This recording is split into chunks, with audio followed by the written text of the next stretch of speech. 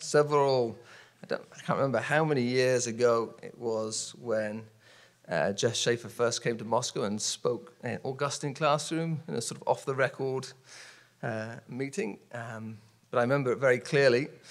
And the idea and the thought of being able to introduce him as a colleague and at New St. Andrews College hadn't crossed my mind at that point, but it would have been high on my list of desires because it was a tremendous evening, and it gives me great joy to be able to introduce him as a colleague today. It's something we have worked towards for quite a long time, and the fact that it's actually happened is very exciting. So Jeff is the director of the Hale Institute. This is its inaugural weekend, in many ways, the launch weekend. He graduated with honors from the Regent University School of Law in 1995. For the next 10 years, he operated in various legal capacities as a defense litigation, and after that is focusing on election law and civil constitutional cases. From 2005 to 2020, he served as senior counsel with Alliance Defending Freedom at its Washington, D.C. and Scottsdale, Arizona offices. He has litigated in many public interest cases in a whole variety of courts around the country and is now living in Moscow, teaching an elective at NSA, and directing the Hale Institute of Law and Public Policy. And so please give a very warm welcome to Jeff Shafer.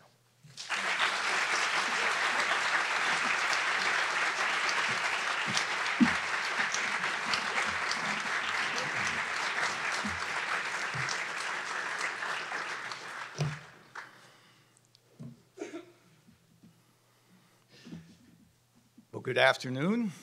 It is a pleasure, a privilege to be here with you. And not just me here this afternoon, although of course I mean that, but also in having the Hale Institute domiciled here at the college, a place of learning, hospitable to truths ancient yet ever new.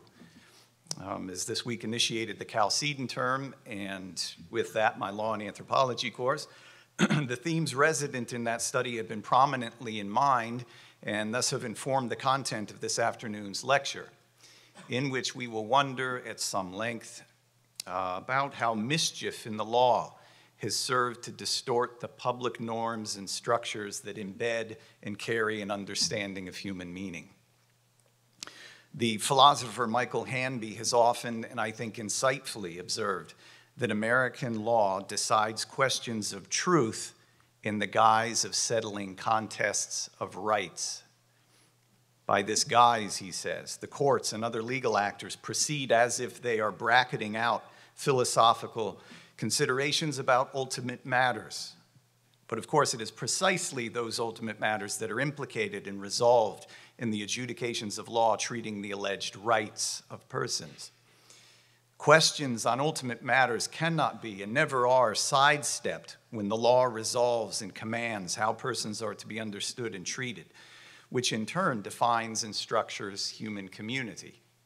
For instance, the Supreme Court's individual rights adjudications install public norms for coercive enforcement that convey powerfully for the outlook on which those rulings rest for their plausibility.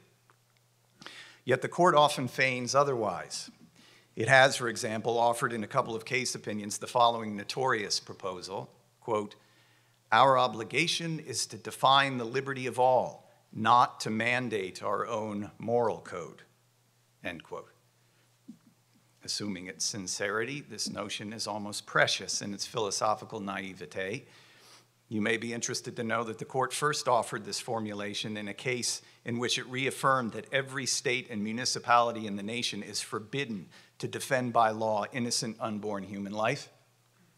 The court offered it later in a case in which it forbade such governments to enforce community norms against homosexual sodomy, and in which the court, in its written opinion, celebrated the relational virtues of that conduct. And it's not only in the court opinions and rulings in which a bare majority of justices condemn historic legal standards and delineates the categories of justice and injustice for a nation of 330 million people in one fell swoop. There's also then the visible patterns of life that are concrete instantiations of those legal or judicial rights resolutions, whose public visibility continues to impress the law's message upon the populace. Witness, for example, the continuous unmolested operation of abortion facilities in communities throughout the land. These present not just monuments to barbarity, but their status of unhindered continuance itself reminds us of the law's testimony, a testimony moral, anthropological, political, indeed cosmological. Likewise, with respect to the court's other rulings on family, sex, life, religion, and so on, these are then extended out through conforming enactments present in countless regulatory applications, in non-discrimination policies, nationwide school curricula, public discourse, and indeed and inevitably in persons' day-to-day conduct that is on display to their neighbors. Yet again, insofar as the court classifies its rulings as merely treating questions of rights, not serving as resolutions of truth, the court approaches and resolves them in terms of a narrow judicial calculus that excludes from view or authority the humanly common forms of reasoning on such matters of consequence. That is, the court, as well as the judiciary more widely, often presents its own idiosyncratic and artificial adjudicative rationality as exhausting the acceptable forms of justification for the nation's laws. While the man on the street or the traditional legislative assembly, when considering the fundamental designs to community life, takes account of such things as human nature, history, morality, shared religious precept, and caution about upending civilizational norms as decisive factors in decision-making, the court, by contrast, elevates its case law and institutional prerogatives to set the exclusive reasons for legal legitimacy. And since the populace and the political branches, regrettably, have ceded to the court the role of the final arbiter of the permissibility of our legislative enactments, the court's veto power can proceed unimpeded in terms of what, at times, are quite peculiar standards of evaluation. There is thus an incongruity between the scope of the court's claimed jurisdiction, that is, over many of the most important features and institutions of life, and the court's disqualification of the analytical standards customary and suited to those sorts of determinations. As many of you are aware and gave attention to at the time, I imagine, not too many weeks ago, the Supreme Court heard oral arguments in the case of Dobbs versus Jackson Women's Health Organization, the case in which the state of Mississippi is asking the Supreme Court to overturn Roe versus Wade and related decisions. The courtroom exchanges that day exemplified the condition that I'm exploring regarding the law's approach to matters of profound human meaning, which the court feigns to sidestep in merely resolving rights within the narrow precincts of lawyerly interpretation of law. The Dobbs argument showcased a vast distance between the gravity of the decades-enduring calamity of court-sponsored abortion and family repudiation that is the Roe regime, and the cold utilitarian approach to its consideration. Very little of what was said aloud in the courtroom that day was commensurate to the occasion. Recall just what is at issue.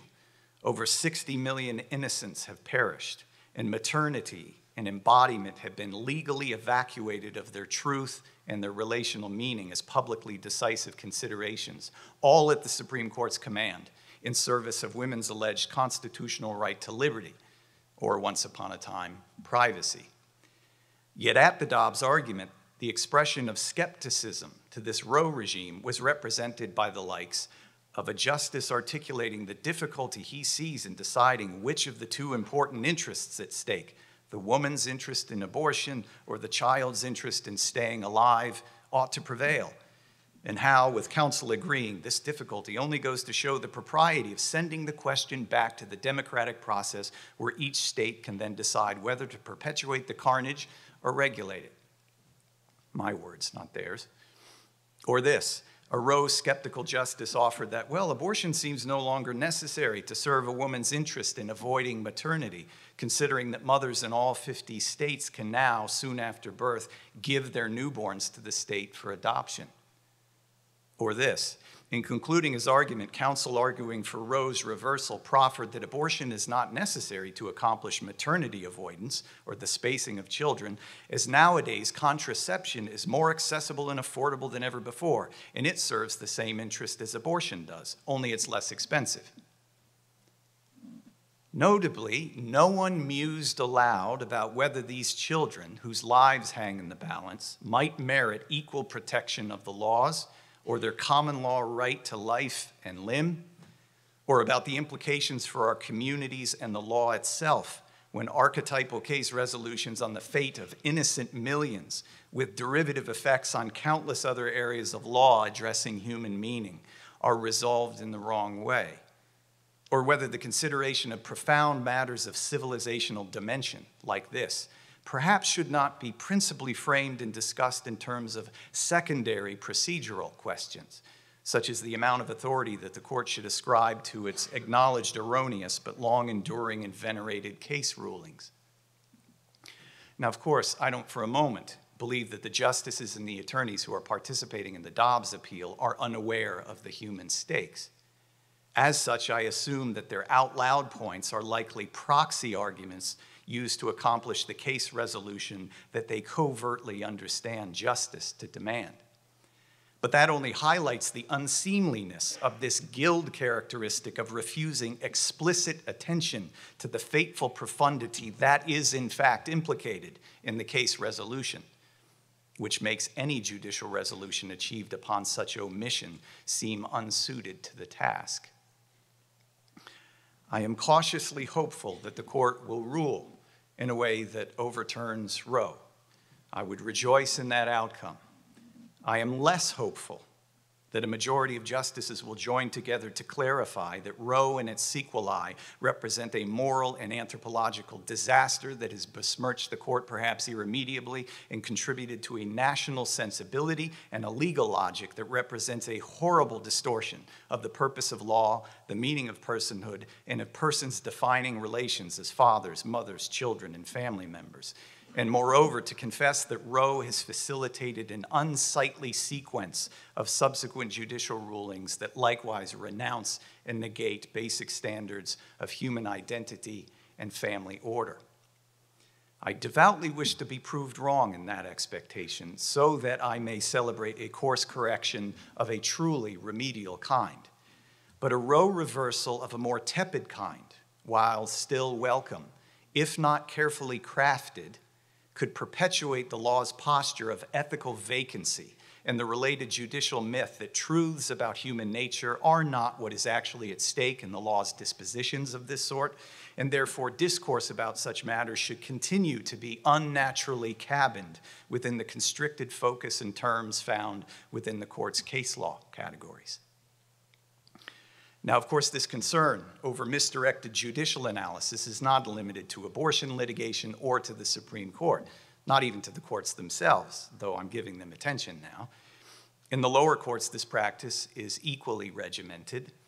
One of the many instructive examples we could consider involves the series of cases in which courts have forbidden school districts to keep boys out of girls' restrooms and locker rooms, and vice versa, when those boys or girls claim an internal cross-sex identity.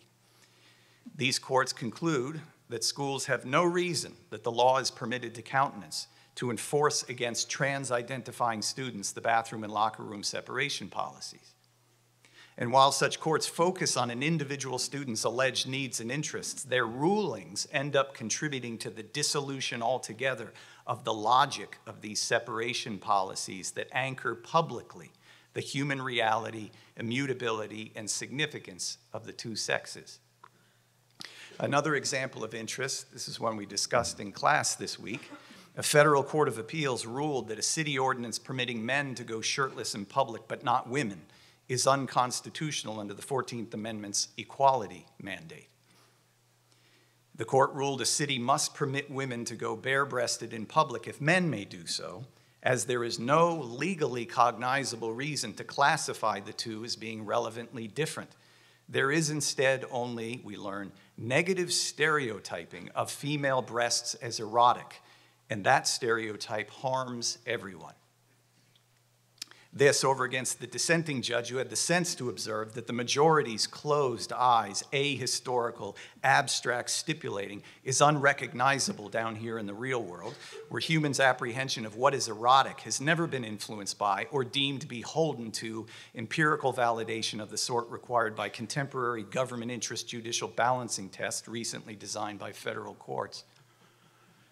I'll add that the court majority in this case made sure to explain that morality has no permissible place in this evaluation and recited a quotation from the Supreme Court. This will sound familiar to you. Quote, "Our obligation is to declare the liberty of all, not to impose our own moral code." To this illustrative list, we can also add the long pack of judicial rulings alerting us that the husband-wife model for civil marriage status is not just unconstitutional, but irrational. The uniform testimony of human civilization since its inception, and the pretty well-known fact of how the billions of persons populating Earth came into being, have no purchase in the minds of these judges, nor with the 5 Supreme Court justices who happen to have been employed at their posts in the year 2015, when they, in the case of Obergefell versus Hodges, discovered on behalf of the nation that civil marriage, as it has ever been known, has no legal justification, and thus cannot overcome the fundamental right of same-sex couples to be state-licensed as married. Now, this ruling and its supporting opinion is a scandal beyond measure. As I often say when I'm discussing the content of the court's opinion, there's nary a sentence in it that I do not wish to light on fire for some very good reason. An efficient critique of the opinion is impeded by the sheer quantity of interlocking fallacies presented in continual succession. But the point I'm now registering about it, and about the other examples of curious judicial acts that I mentioned, is that the modern American judiciary has shown itself to believe it possesses an authority to consign self-evident, profound, and magnificent truths of human existence to the legal rubbish bin, precisely because their existence does not carry any weight at all within the official, rarefied, and altogether made-up strands of rights jurisprudence the courts recently formed and use for such purposes. Why is all of this? Of course, it's not for a lack of acumen or IQ in our judicial officers. For instance, much of the work of the Supreme Court is outstanding in terms of the justices' careful scrutiny and review and explication of legal standards in which the intelligence and talent of these jurists is on display. Yet these impressive performances only further serve to indict those among them who use their elevated position to advocate and advance this slouch toward Gomorrah, to borrow a phrase, that is the concern of my commentary this afternoon. While discerning and explaining the genesis of all of this is beyond my object today, I would like now to turn to give particular consideration to a prominent feature within it, specifically to the court-anointed idea that we are liberated rather than enslaved when we are exiled from the restraining and guiding precepts, laws, and institutions that comprise and define historic community. Again, this exile is described as a realization of individual rights. And the court employs the word liberty in the 14th Amendment as the launch point for its work in this realm. The infamous and efficient formulation of this base idea, probably familiar to you, is found in exemplary form in 2 Supreme Court opinions in a sentence which Justice Scalia has designated the sweet mystery of life passage. It was applied in service of the court's stipulation of a constitutional right to abortion and then to sodomy, respectively. I recite it for you. Quote, "At the heart of liberty is the right to define one's own concept of existence, of meaning, of the universe, and the mystery of human life." Now, many are the demerits of that passage. We might call it the theme verse of our epoch. For one, a context of private world definition constitutes secession from community and a common legal order. It is to deny a coherent world, commonly apprehended. Further, to diminish norms outside of individual wish is to contradict the norms of communication itself.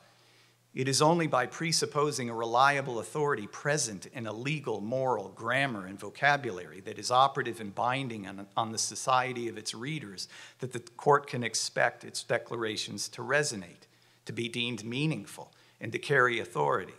In that respect, in putting forth for the privatization of meaning as the heart of liberty, the act of saying as much implies its own refutation. That is, in advocating through language the abolition of individual submission to a common or shared authority, the court has to rely on, and thus endorses, the contrary position on which communication itself depends, namely, individual submission to a commonly acknowledged authority. Moreover, banishing objectivity from meaning, existence, and humanity leaves us unauthorized to do law in the first place, that is, to describe the human and pronounce on what is owed him. Judgments are ever made in terms of criteria presumed common and sturdy. Absent objective and discernible standards, judgments aren't worth the vapor attending their vocalization. Claims of human rights and duties dissolve into incoherence in a context of blank individualism within a purely subjective universe. Indeed, this supposedly liberated monad, that is, the self-defining individual, is not free. He is actually fully in the grip of the state or society whose impositions are now not subject to any restraint, and he is left to the terror of his own isolation. In supposedly liberating the individual from God, responsibility, authority, body, and the embracing covering of the family, the law actually cages the individual in subjectivity, having now segregated him from the safety and certainties of unchosen relationships and the authority of a real world. The proponents and enforcers of this nouveau liberty concept would rob us of sturdy external reference points and community and deny to us any meaningful defense. The supposed liberating mandate to self-define and invent a universe in effect demands that we climb to stability while in free fall through empty space. Gerhard Niemeyer helpfully described this contemporary proposal of autonomous man as man without creator, man without judge, but also as man without father, either heavenly or earthly, and thus likewise man divested of ancestors and of the past at all. He is man standing alone. I suppose it is fitting, then, that this philosophy achieves its iteration in court rulings that command governments nationwide to facilitate the constitutional rights to slay offspring and to abolish procreative and genealogical form and possibility from the new definition and design of marriage and family, in keeping with its desexed logic. The British philosopher John Milbank has condemned this human rights ideology that elevates the isolated individual and his arbitrary will as the ideal grounding of rights, noting that it ultimately bolsters the state, not the individual. As he explains, there's an insidious dynamic in the grounding of rights in subjective terms, independent of persons' immutable relationships and reciprocal duties. If we conceive of the person, he writes, quote, as a self-sufficient sovereign entity, abstractable from his social insertion, then conversely, he is not essential to the composition of any social aggregate. In that case, his very ontological isolation ironically ensures his substitutability. And in consequence, his autonomy proves to be less of a self-defense against arbitrary sovereignty than that provided by inherent relational dependency, end quote. Posturing as a guarantee of freedom, this rights model instead constructs the architecture of tyranny as it removes all authorities except for the political, by elevating individual autonomy against all defining relations, like the domestic commonwealth of the family, for instance. This rights model, in principle, eliminates both the reasons and the associations that stand to protect the person. And again, when this autonomy model of person's meaning and life task becomes the governing standard of law, or the framework through which courts process litigants' rights claims, relevant government officials will conceive their principal job, their public service, as that of facilitating the conditions necessary for such individual self-definition and autonomy to be carried out. And this then requires, among other things, state penalties brought to bear upon those persons who would resist or critique or even not celebrate other person's choices. Think here of the Christian florists and the wedding cake designers, for instance, who have so refused, or of parents divested of custody of their children because they wouldn't agree to trans them. And this explains the now everywhere appearing non-discrimination policy on grounds of sexual orientation and gender identity. This form of legal juggernaut forbids us to look askance at these exemplary expressions of liberated humanity. For us to make judgments about others' sexual conduct or about those who refuse their bodies that are created male or female is antisocial and increasingly illegal. And here I'll suggest that this new phenomenon of tax-funded, government-administered transsexual surgeries are perhaps the symbolic epitome representing this new view of humanity in the ascendant political philosophy. On this legal account, human freedom is achieved perhaps most authentically and admirably the more a person defies or refuses the most basic of received and manifest truths. Thus, those participating in the field of marriage, family, and as to the person's own sexed body. And correspondingly, government purpose is realized most faithfully in facilitating this individual escape from created forms and norms. Now, I should pause here to clarify that I'm focusing on the theoretical angle, the meaning behind this driving ethic and outlook, which, of course, is in practice tempered by other considerations. First of all, there is, thank heavens, no perfect consistency between precept and practice. Philosophy is not history, as one has put it. And then secondly, there's inevitably a scale of values that ranks the conflicting possibilities that emerge within such a system as this. Also, other traditions are present in our law and polity that serve as brakes on the full throttle version of the malignancy that we're considering here. So while there is assuredly a strong tilt in a particular direction toward, for instance, sexual adventurism as a pristine form of self-definition, we're now still in a mode of unresolved discord or contradiction. We have the continuing presence and influence among us of both standards and communities that adhere to the ways of truth. As to the continuing influence of traditional norms, the historian Wilfred Maclay has observed that predecessor civilizational commitments can leave an indelible mark upon all possibilities available to its successors. He writes, quote, "A society, even a totalitarian one, can only unremember so much. It cannot help but carry the past in its bones and sinews, or wrap it in customs and mores whose initial promptings and pretexts have been forgotten. There is such a thing as momentum in a culture, the deeply rooted residual features of a society's having been Christian, including systems of law, structures of sensibility, and reflexes of conscience, will disappear only very slowly, if ever."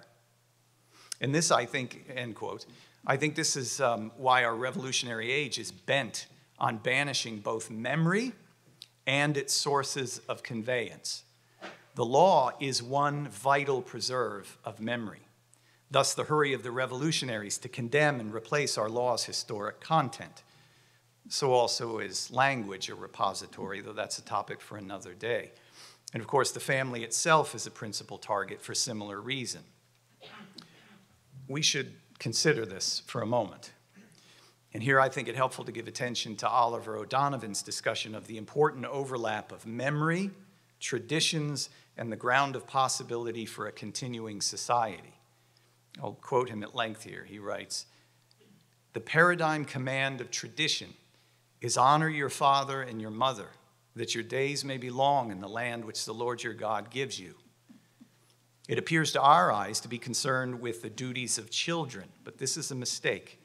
The duties of children are purely responsive to the duty of parents to be to their children what their parents were to them. This is a command addressed to adults whose existence in the world is not self-posited, but is the fruit of an act of cultural transmission, which they have a duty to sustain. The act of transmission puts us all in the position of receiver and communicator at once. The household is envisaged as the primary unit of cultural transmission. The father and the mother is representing every existing social practice which is important to carry on. Only so can community sustain itself within its environment, the land which the Lord your God gives you. No social survival in any land can be imagined without a stable cultural environment across generations. By tradition, society identifies itself from one historical moment to the next, and so continues to act as itself. End quote. And here the outrage of Obergefell comes into clearer relief.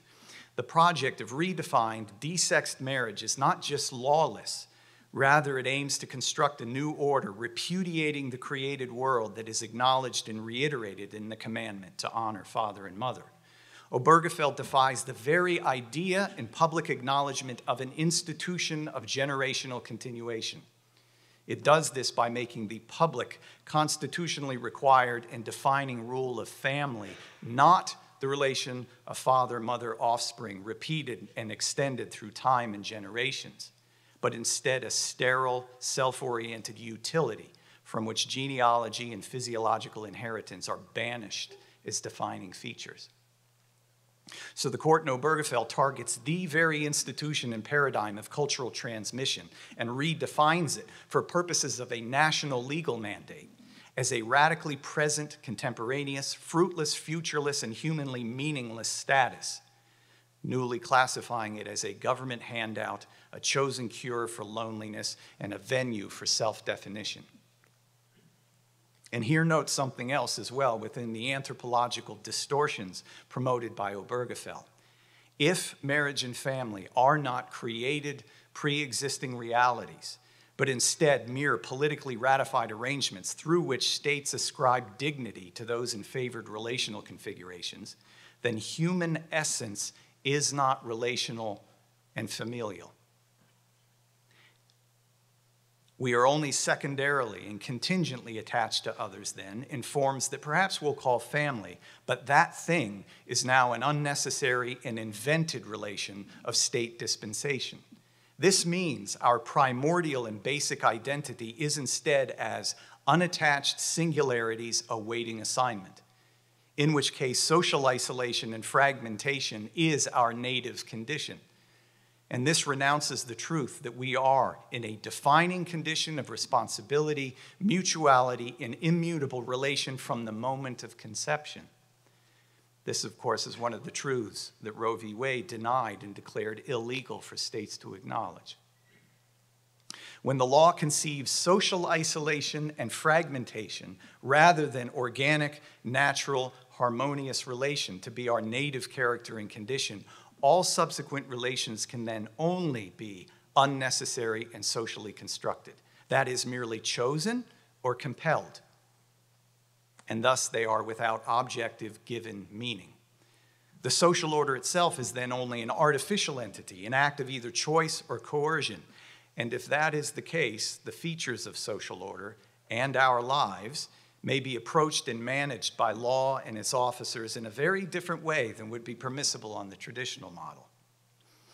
But in such manner does this new claim to liberty operate, as our civil superiors arrange for our servitude by eliminating all their competitors, that is, all institutions or associations representing a natural authority, a separate jurisdiction, and a responsibility of guiding care. Now, as fundamental truths about the person are being denied and reclassified in law as matters of private opinion and choice, we do well to return to a careful consideration and defense of their public status and authority. The psalmist writes, "It is he who has made us and not we ourselves." The human person is not an autonomous, self-defining monad. Rather, each person is God's creation, male or female, a dependent participant ontologically situated in a network of defining relationships that carry specific responsibilities that imply specific duties and authorities. A person is a son or a daughter, a father or mother, a husband or wife, a neighbor, a congregant, an employer, a student, and so on and on. While in keeping with objective justice, there are certain liberties enjoyed by persons generally. Other prerogatives and duties vary according to one's defining relations and their unique callings. Moreover, we must insist that authority is a feature of existence, and further, that it is not the impediment to liberty, but rather its condition of possibility, its condition of guidance and realization. Freedom is ultimately the prerogative and space to pursue the good, to glorify God and enjoy Him forever, He in whom we live and move and have our being. Our created context is one with an inescapable authority, divine and creaturely. Thus, our obligations and flourishing obtain in terms of conforming to such truths of existence. Following Del Noce here, the proper analytical juxtaposition then is not authority versus freedom, but authority versus power as mere force. That is, the reason of authority is contrasted with force that is power vacant of reason. So he writes that the rejection of authority leads instead to the fullness of power. It is authority that holds whimsical power at bay. Perhaps we can consider it this way. We all, many times, have been convinced of the truth of something. That is to say, we have been persuaded. How so? By evidence for the truth at issue, which then leads us to submit voluntarily and perhaps gladly to its call for our assent. Think of the cognitive rest attending a properly completed geometry proof. Carlo Lancelotti, drawing from this kind of experience, explained the nature of authority in terms of it. Quote, "Evidence is the foundation and the paradigm of authority because it asks of the mind a more radical submission than could be obtained by force. But in this submission, the mind finds its ultimate liberation." End quote. We might consider this connection between authority and freedom from another angle, different from this one. This one was suggested to me by David Crawford. You've surely seen a master musician playing an instrument to gorgeous effect.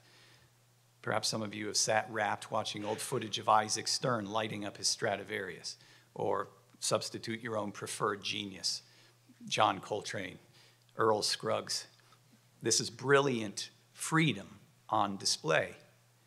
Now consider with respect to this, such a virtuoso playing his or her instrument has become a practiced, skilled servant of the medium of artistic expression.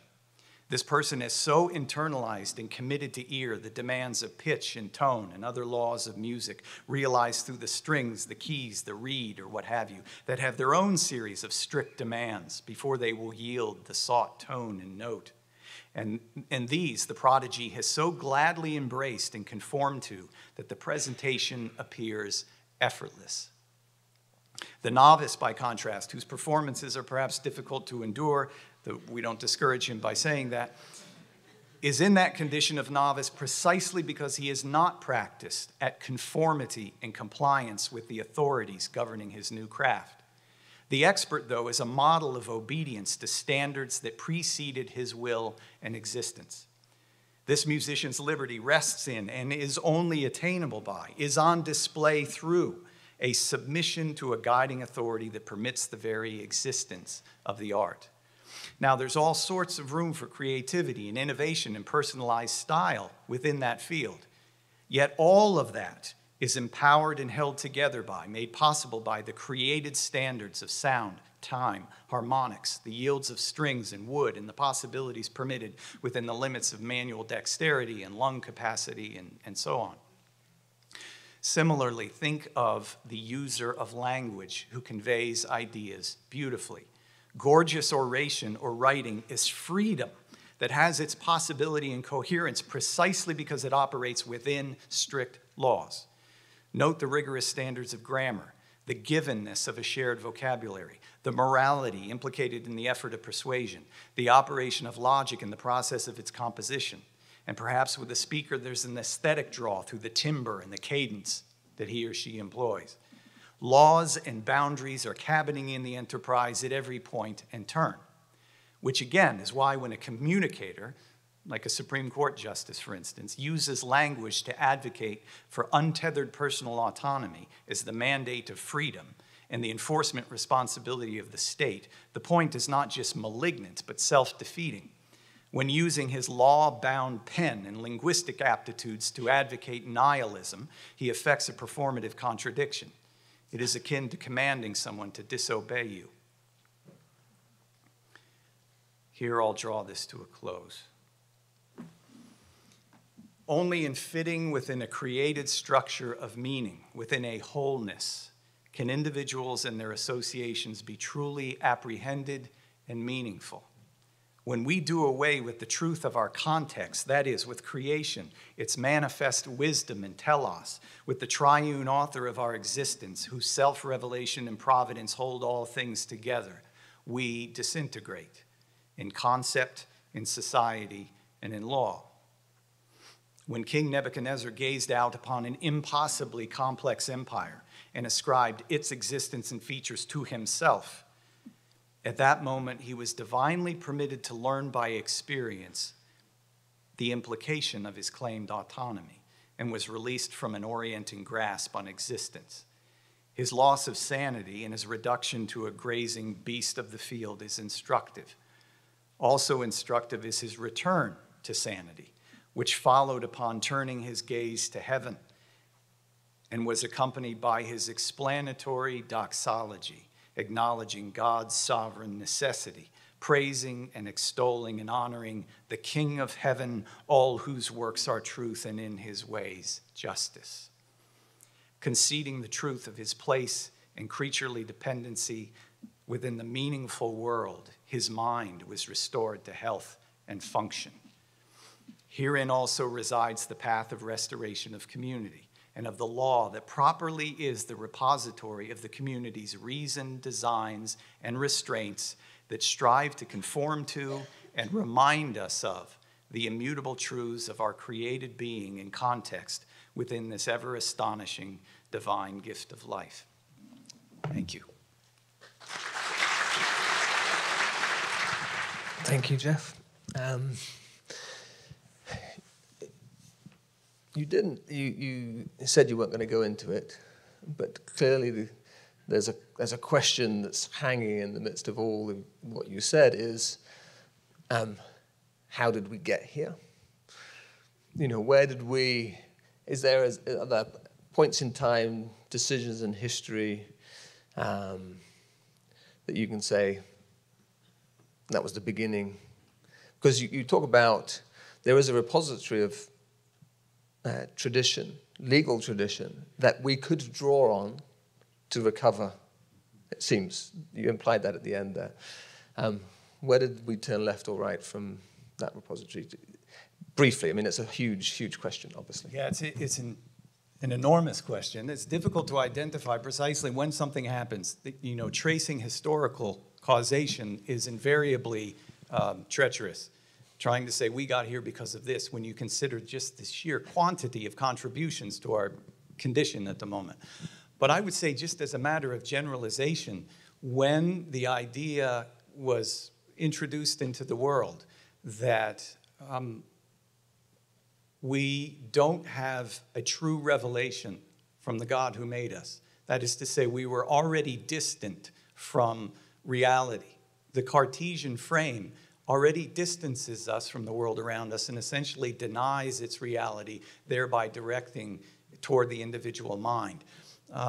This gets kind of refined through time. And by the time we get to Kant, he says any heteronymous influence is illegitimate. If it doesn't come from within me, it's no good at all. Now, obviously, Reef says the heterodoxies of genius take generations to assimilate. So when these figures appear on the historical scene and present something important, it takes quite some period of time before it makes its way through. So it can be quite some time before these things show up in the ways that they have. But the repudiation of God as being relevant, as being decisive, as being authoritative in the lives of his creatures is obviously a pretty big deal. And once we begin to internalize and act in conformity with that idea, it ends up with some consequences of the sort that I presented. Probably some of your professors here are more equipped to trace the genealogy than in the short fashion that I just presented, but there's an idea.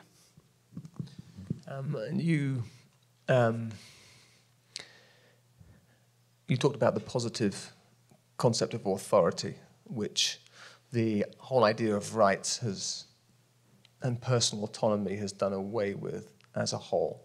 How do we, we've set up the Hale Institute. You're directing that institute. It's part of our desire to shape culture. How do you think about the best way forward is in terms of restoring the created order, authority within society, the legal system? I mean, that's a huge task, but clearly you're interested in that as a goal in some form. Invariably, the question is presented after I talk to an audience. What do we do? It's understandable, and it's a very difficult question to answer because of just the utterly preposterous nature of our contemporary condition. To paraphrase a troubadour who was popular during my younger years, from your side of the ocean, we're going off the rails on a crazy train. The question of what precisely one does in that circumstance is a difficult one, and I suspect one of the early efforts in a response would simply be to get to the point of understanding. Many have been those who made the observation that our tendency to act, to do something, is not always preceded by a pause and a lengthy period of time trying to think through what exactly is going on. So we seem to associate activity with effectiveness, which I think is mistaken. It would do us well, perhaps, to reconsider that. So I think at least step one ought to be think carefully about what's happening. You noticed early in my presentation what was especially discouraging to me about our contemporary moment is it's designed in such a way precisely to disallow us to think carefully about what's happening. The most momentous determinations that govern the lives of hundreds of millions of people are made in terms that don't think about what they're doing. They're recategorized as something else, and we're spared the obligation of actually thinking. That is something I think that needs to change. I think the fact that the Hale Institute finds itself at an academic institution is a good one. It's not merely an active organization in terms of doing things, but is hopefully thinking at the same time, and maybe from that ideas emerge. I mean, I have some ideas. I don't want to broadcast them at the moment, but I suspect, we'll put it this way, just the mere through time aggregation of individual acts of intelligent faithfulness tend to have a consequence in communities, slowly but surely. So we're talking about a bottom-up approach rather than a top-down approach. We shouldn't necessarily put all our efforts into getting a next Supreme Court judge thing. I mean, that might be important, but at the same time, they're not going to. All they do is work within a paradigm that is failed already. Yeah, I confess at times to daydreaming about the appearance of a strong man who just sets everything right. There is. I wouldn't want to at all diminish the importance of people who find themselves in positions of authority and use them faithfully. I think it's tremendous to have Supreme Court justices that are going to rule the right way. I'm on occasion discouraged about the way that, and frankly, this is why I included the observation that I don't think they're unaware of what's going on, but just the fact that the systemic pressure is so immense that they can't say out loud what needs to be said. But nevertheless, they're there, and I think it would be helpful in a number of respects if they even, presented themselves in a somewhat more faithful fashion. But I don't want to decline any opportunity to have someone up high that ends up sending things down that are helpful. But, those folks aren't readily available at the moment. And the environments that they wander into when they get there tend to have an immense influence over what they can actually get done. So maybe I am thinking in terms of bottom up, but I'll take both ways. Yeah, okay. Let me open up for questions from right at the back there. Fuzzy, is it Gideon? Yes, sir. There you go. Just a quick question. A large symbol in our nation is the idea of blind justice. How do you rectify that with the idea of moral standing within the justice system? Well, of course, the metaphor is kind of strictly directed to something in particular, not to everything within the system. The idea, of course, is that you wouldn't favor the rich over the poor or vice versa. the idea of the justice, the figure of justice with a blindfold on, is not to suggest that it's groping, but rather that it's not taking account of things that should not be taken account of in terms of resolving disputes within the community. Come back, or another question? Bruce? So in your lecture just now, you mentioned honoring your father and mother as a way of preserving these very important columns of our culture. So can you expand on the full meaning of that command to honor your father and mother in such a way that these, rather than just this narrow understanding of that term as obeying your parents day to day, but it seems like it might be something more expansive of that, honoring them in a greater variety of ways than just that. This is presumably a launch point for O'Donovan's point that there is no identifiable community unless there is a preservation through generations of a particular form of existence, a continuation of that which has been received. Absent that kind of continuation, you can't speak of the thing as a thing. It's just kind of fragmented with, epochal kinds of appearances rather than being a community that can be described as such. So I thought it was an interesting proposal that he understands mother and father as being kind of those persons that represent what is being passed down.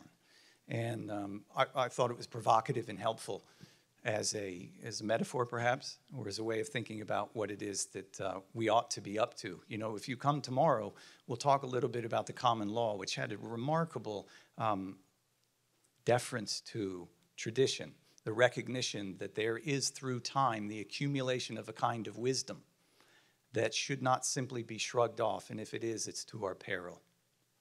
I think in one sense, the modern world, in that the increased facility for travel and movement has essentially broken up hundreds and maybe thousands of years of community. Most people didn't move 15 miles away from where they were born during their life for a long period of time, unless there was a war. And then some guys. Suddenly, everyone is dispersed everywhere. That seems to me to be a contributing factor. And our inability to take those commands, that's biblical principles, and think through not necessarily the evils of leaving home and moving 500 miles away, but how do we apply those same principles in that context? Would that be true, do you think? The question of borders is a very interesting one. Boundary lines and the like, I think, are vital as a preservative function in life in general, both as a political matter, as a family matter, and an institutional matter. We cannot do without boundaries of some kind. The question, of course, is how do you maintain the identity and existence of the association being considered while also being open to the stranger, the exile, and the alien? And that is as much an issue for an institution like this or a family as it is for a nation, but the same sort of principle is implicated there. So obviously, not only do we have this kind of intellectual fragmenting going on, it's only aggravated or accelerated by our condition of frenetic movement at the moment. So there is something about continuation in place that has a role, I think, in the preservative aspect that we were aspiring to, but it's in a tough spot for a number of reasons, not just what I was presenting, but your observation, I think, is another aspect of it. And two people who have moved considerable distance. But, of course, there is. Places, often what you'll find is even when you're moving from one place to another, if you leapfrog from this locality to this one over here, it's often because there is a similar frame of reference to be found in this other place. So you find these pockets. So when you have movement, from a common understanding of the world, a similar legal frame into another one, it's not disruptive. But when you have language problems or incompatible legal systems or ways of approaching the world, and then the mix happens, it becomes more of a difficulty, I think. Pastor Wilson. Over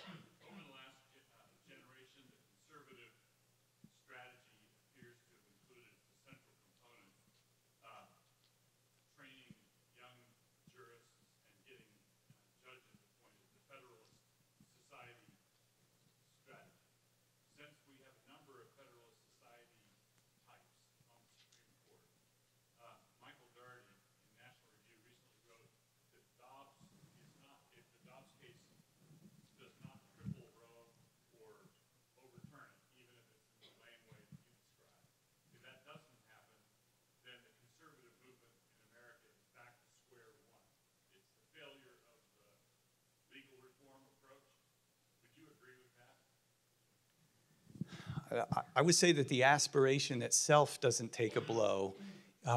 What it would demonstrate, though, is that those who we have entrusted with taking that and doing something with it have failed us, which might suggest something like, put not your trust in princes.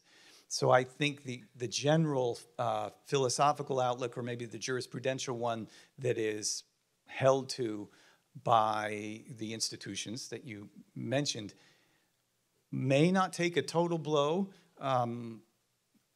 but it certainly will be a discouraging moment of rethinking. Now, there are others, of course, who make the point that was registered there in National Review that suggests the way we're approaching this whole thing is wrong. We're continuing to talk about how the law should be handled in terms of the very system that is destroying the law. So the approach of getting this justice on to do this and that remains within the terms of a compromised system. And so the question then presents is, are we in a sense continuing to marginalize ourselves and the truth by participating in a system that repudiates everything we believe in, but that might yield some outcomes that we like? So when we have a total failure with remediating the system as it now exists, perhaps that does suggest we should go about this in an altogether different way. Call for a more dramatic change, not just a continuation of business as usual, but with some slightly different personnel. So would you agree that the taboo against nominees for the Supreme Court, when asked what would you do about Roe, the disclaimer is I don't have a litmus test, or when I'm going to nominate someone for the court, I don't have a litmus test. Would you suggest that that's playing the game instead of saying I will vote against Roe as many times as I can? Yeah, you know, there's always the presence of this thing called prudence. You know, when you're in the dissenting community, there's how do we assess our responsibilities or way of speaking in this circumstance? And so sometimes the adjudication is we have to be surreptitious in our approach. But again, this presents the question you raised earlier. What if that doesn't work? I mean, I would be inclined to say anybody with a kind of political integrity ought to say precisely, I'm not nominating anyone who would do anything other than get rid of Roe, because such a person is not fit to be on the bench to begin with. That's my inclination. Yes. You mentioned the systemic pressures for people in authority to act in a way or strive for certain outcomes without identifying the problem at hand. For instance, the moral problem that might be an abortion law. Is it even possible for these moral laws to overturn these moral laws while claiming the immorality publicly? While Claiming and maintaining that the laws are immoral.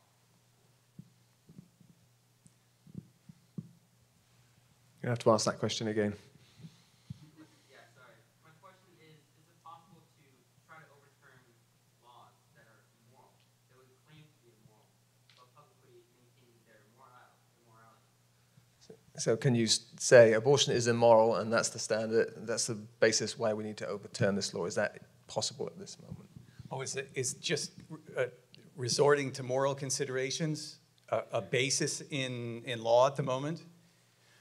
The traditional police power of the state is, one of its features is public morality. So insofar as there has been a determination by the legislature that in keeping with community morality, we're going to forbid this sort of barbarity, that historic position should be immediately ratified and recognized by courts, rather than kind of doing away with that and essentially erasing the consideration of morality and elevating this rights proposal that we were talking about. So the tools are present at the moment. I mean, it's not like the legal understanding of what's at stake here is absent. There's much material that could be drawn from. It's just we've seen this very peculiar move in the direction of the sorts of things that I was explaining. Jonah. So you mentioned how the reasons given against Roe currently in the case going on right now are insufficient and lacking the, not really getting at the fundamental problems with it. How should Christians approach or consider cases like this